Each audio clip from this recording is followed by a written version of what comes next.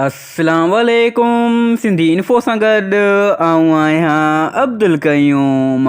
हिन वीडियो में तव्हांखे कुझु एडिटिंग जूं टिप्स ॾींदासीं जंहिंजे ज़रिए तव्हां मोबाइल जी दुनिया मां लुत्फ़ अंदोज़ थी सघो था। अचो त हलूं था वीडियो जी तरफ़। ही वीडियो ॾिसो, ही चुल्हे जे हेठां बाहि ॿरी रही आहे, स्लोमो में ख़ूबसूरत लॻे पई। तव्हां अहिड़ी वीडियोज़ मोबाइल में ठाहे सघो था। इन लाइ तव्हां पंहिंजे मोबाइल जी ओरिजिनल कैमरा खोलियो। हिते तव्हांखे कुझु ऑप्शन मिलंदा, नाइट, वीडियो, फ़ोटो या पोर्ट्रेट वग़ैरह। तव्हांखे हिते स्लोमो नज़र अचे त उन ते क्लिक कयो। अगरि नज़र न अचे त पोइ मोर वारे ऑप्शन ते क्लिक कयो। उते तव्हांखे स्लोमो जो ऑप्शन मिलंदो।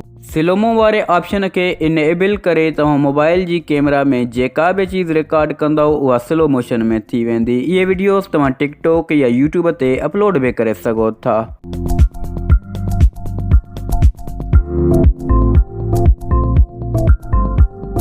हाणे सिखूं था फ़ोटो जो बैकग्राउंड कीअं तब्दील कजे जल्दी। इन लाइ तव्हां गूगल ते हिकु वेबसाइट सर्च करियो, रिमूव बीजी नाले सां वेबसाइट अची वेंदी। उन ते क्लिक कयो। जॾहिं तव्हां वेबसाइट ओपन कंदव, हिते लिखियलु हूंदो अपलोड इमेज, मतिलबु हिते तव्हां उहा तस्वीर अपलोड कयो जंहिंजो तव्हां बैकग्राउंड रिमूव करणु चाहियो था।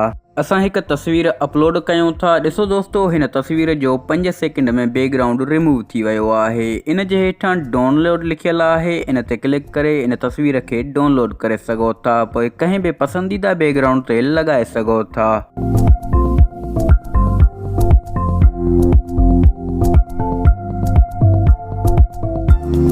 दोस्तो, जेकॾहिं तव्हां चाहियो था तव्हांजी वीडियो जो बैकग्राउंड तब्दील थी वञे त पोइ 1 मीटर साओ कपिड़ो वठो। तव्हां पंहिंजी वीडियो रिकॉर्ड करण वक़्तु बैकग्राउंड में साओ कपिड़ो रखी छॾियो। जॾहिं वीडियो रिकॉर्ड थी वञे, काइन मास्टर में अचो, हिते मीडिया ते क्लिक करे उहो बैकग्राउंड खणो जेको तव्हां वीडियो जे पोयां लॻाइणु चाहियो था। असां ही अजरक जो बैकग्राउंड खयो आहे। हाणे तव्हां लेयर ते क्लिक करे मीडिया ते क्लिक करे उहा वीडियो खणो जेका तव्हां रिकॉर्ड कई आहे।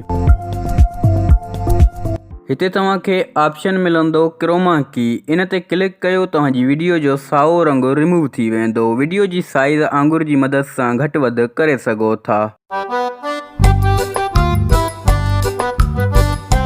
उम्मीद आहे दोस्तो ही वीडियो तव्हांखे पसंदि आई हूंदी। जेकॾहिं कुझु सम्झ न आयो आहे त मूंसां व्हाट्सएप, फेसबुक या इंस्टाग्राम ते कॉन्टेक्ट करे सघो था।